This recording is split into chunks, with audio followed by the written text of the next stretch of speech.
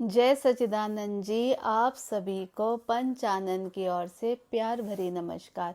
आज हम लोग किसी एक ऐसे विषय पर बात करना चाहते हैं जो दिखाई नहीं देता, लेकिन जो अंदर ही अंदर एक डंक की तरह सब कुछ खत्म कर देता है। कहते हैं ना, जैसे सांप का डंक है, एक बार लग गया तो इंसान मृत्यु के करीब भी जा सकता है। सांप के डंक को किससे जोड़ा गया है? अहंकार से। कहते हैं अहंकार का डंक एक अजगर की तरह होता है। जैसे सांप सीढ़ी का खेल होता है, जब हम ऊपर जाकर अजगर हमें डंक मारता है तो हम सीधा नीचे गिराते हैं। इसी तरह हमारा अहंकार है। हमारे अच्छे कर्मों को हमारा अहंकार पल भर में नष्ट कर देता है।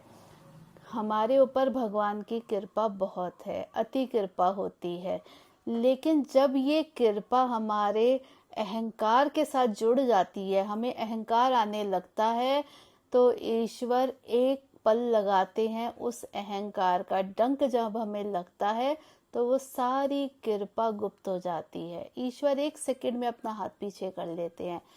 तब हमें कितना दुख होता है कि ये क्या हो गया, बनी बनाई चीज बिगड़ गई, इतना कुछ अच्छा चल रहा था, ये सब कैसे खराब हो गया। कोई नहीं आता आपका कुछ भी खराब करने, कोई नहीं आता आपसे कुछ भी मांगने, छीनने या आपको किसी दुख में डालने। ये हम खुद करते हैं, स्वयं करते हैं हम ऐसे कर्म। हमें अहंकार आ जाता है, गुप्त रूप में हमारे अंदर इतना अहंकार बढ़ जाता है कि मैं तो सब कुछ कर सकता हूँ, मैं तो हर काम कर लूंगा, मुझे बहुत कुछ आता है। ये हमारा अहंकार है। जो भी ईश्वर करेंगे वही सही लेकिन होगा। केवल ईश्वर ही है जो अहंकार को नष्ट कर सकते हैं। अहंकार की एक नहीं चलती। इसलिए अगर आप अहंकार से बचना चाहते हैं, अगर आप चाहते हैं कि अजगर आपको डसे ना, आपके अच्छे कर्मों को आपका अहंकार खाए ना, तो इस चीज का खास ध्यान रखिए कि मुझे अपने अंदर अहंकार नहीं लाना।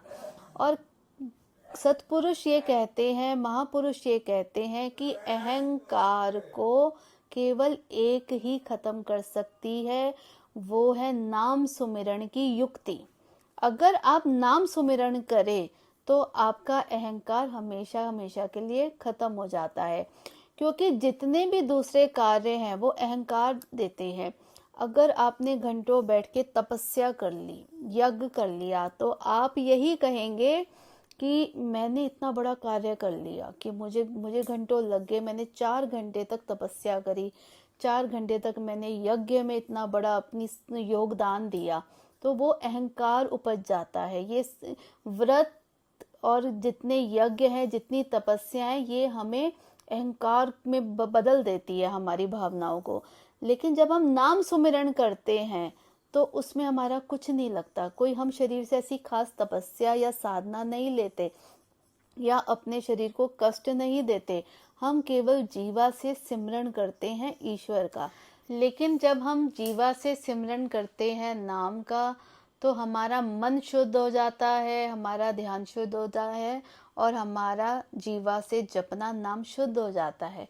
इसमें कोई अहंकार नहीं होता, क्योंकि हमने कोई बहुत बड़ी मेहनत नहीं करी है, बस हमने अपने मन की तार को ईश्वर से जोड़ा है, वही सबसे बड़ी मेहनत है। आप सोचिए कि इस युग में सत्पुरुषों ने इतने सरल साधन बना दिए हैं कि आप इतने सरल साधन अपनाइए, ईश्वर से मिलन करिए, अहंकार का नाश करिए और आराम से सीधे साधनों पर चलकर अपनी मंजिल तक पहुंचिए। बहुत आसान तरीके बनाए हैं सत्पुरुषों ने हम जीवों के उद्धार के लिए। अगर हम ये सब कुछ योग, यज्ञ, व्रत, तप करने लगे तो शायद ही कलयुग में हम लोग ईश्वर से मिल पाएंगे, क्योंकि इतना अहंकार हमें डस लेगा कि हम वहां पहुंच ही नहीं पाएंगे। अगर आप चाहते हैं कि आप ईश्वर से मिलन करें तो नाम सिमरन करिए, हृदय से जपिए, अपने ध्यान से जपिए उस नाम को, और आपका इतने से छोटे से कार्य से ही ईश्वर से मिलन हो जाएगा। आपको किसी व्रत की या तप की जरूरत नहीं पड़ेगी। चॉइस आपकी है कि आपने किधर जाना है, अपने शरीर को कष्ट देने हैं या फिर अपने आप को कष्टों से बाहर निकालकर ईश्वर तक ले जाना है। अगर आपको मेरी वीडियो अच्छी लगे तो चैनल को लाइक और सब्सक्राइब जरूर करिएगा और शेयर करिएगा प्लीज़। कुछ बुरा लगे या गलत लगे तो समझाइएगा ज़रूर। Thank you so much.